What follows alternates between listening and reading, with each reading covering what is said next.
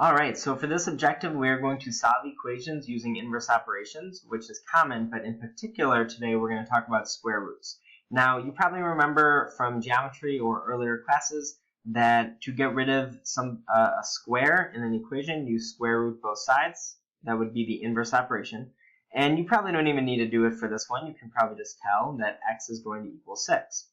Now, in geometry, that would be enough, because if you're talking about like the side of a triangle, 6 is the only answer that makes sense. However, algebraically, 6 squared equals 36, but negative 6 squared, negative 6 times negative 6, also equals 36.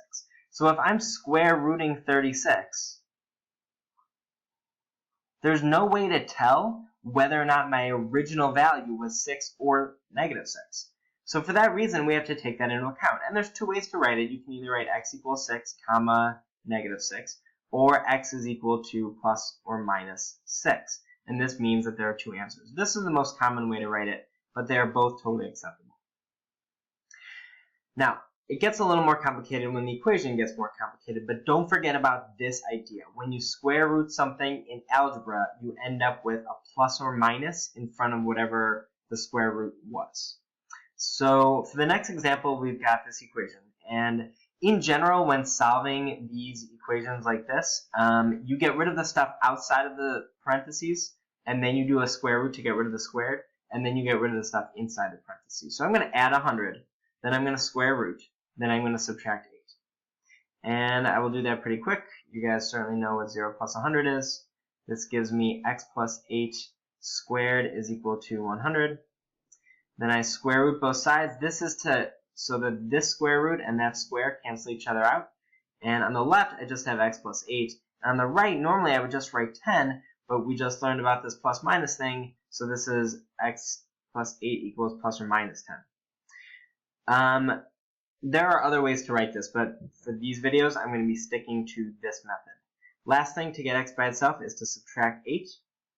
And this gives me that x is equal to, now there's two ways to write it, but again, I'm going to standardize the way I write it in this video. I'm always going to write the plus or minus thing last. So I'm going to write the negative 8 first. So this is negative 8 plus or minus 10. Now, what this means, I'm going to get my exact answers here, is that my two answers are negative 8 plus 10 and negative 8 minus 10. Negative 8 plus 10 is 2, and negative 8 minus 10 is negative 18. So these two values of x are the two numbers that satisfy that equation. You can plug them in and check. If you plug in 2, it'll give you 0. If you plug in negative 18, it'll give you 0. These usually come out with two answers, but you will probably see some that come out with 0 answers or with 1 answer. Next example, you notice just looks a little bit different because it's got that 3 out front.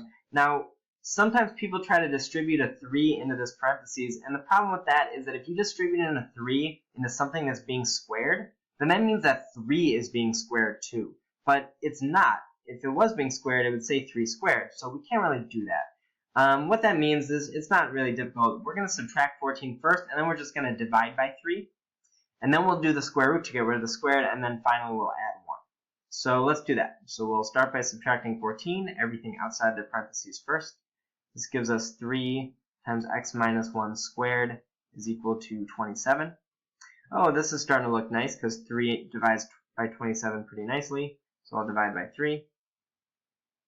This gives me x minus 1 squared is equal to 9. And now I can square root both sides. This square root cancels out with that squared. So I have x minus 1 is equal to square root of 9 is plus or minus 3 in an algebra class. Finally, add 1. I'm out of space, so I'm going to write an arrow all the way up here. And this gives me x is equal to 1 plus or minus 3.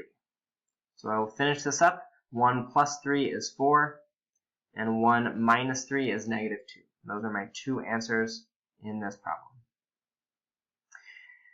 Notice the steps are very, very similar. Other than having an additional step here, we had to do everything the exact same way in the exact same order. Last one, and I'm only doing this one because it's a little bit uglier, but you'll see the process is the exact same. I'll get rid of everything outside the parentheses first, so I'll subtract 44 and then divide by -4, and then we'll square root, and then we'll subtract 5. So start first, subtract subtract 44. This gives me -4x plus 5 squared equals -44. Divide both sides by -4. This gives me x plus 5 squared equals 11. Everything's looking pretty normal until I square root it. And you were probably looking ahead and you noticed this. 11 doesn't have a nice square root, but that's okay. We have x plus 5 equals plus or minus of whatever the square root of 11 is. So I don't know what the square root of 11 is, but this is a pretty nice way to write it. I don't have to round. I don't have to do anything with the calculator. It's just square root of 11. Last step, of course, will be to subtract 5 on both sides. So my answer here is x is equal to -5 plus or minus whatever the square root of 11 is. And if this is the type of answer you want, you're done. If you're doing like a word problem and you want a decimal, maybe you'll just type square root of 11 into the calculator. I'm literally doing that right now, and it comes out to about 3.32. So this would be -5 plus or minus 3.32. So in decimal form, my answer is -5 plus 3.32 is -1.68.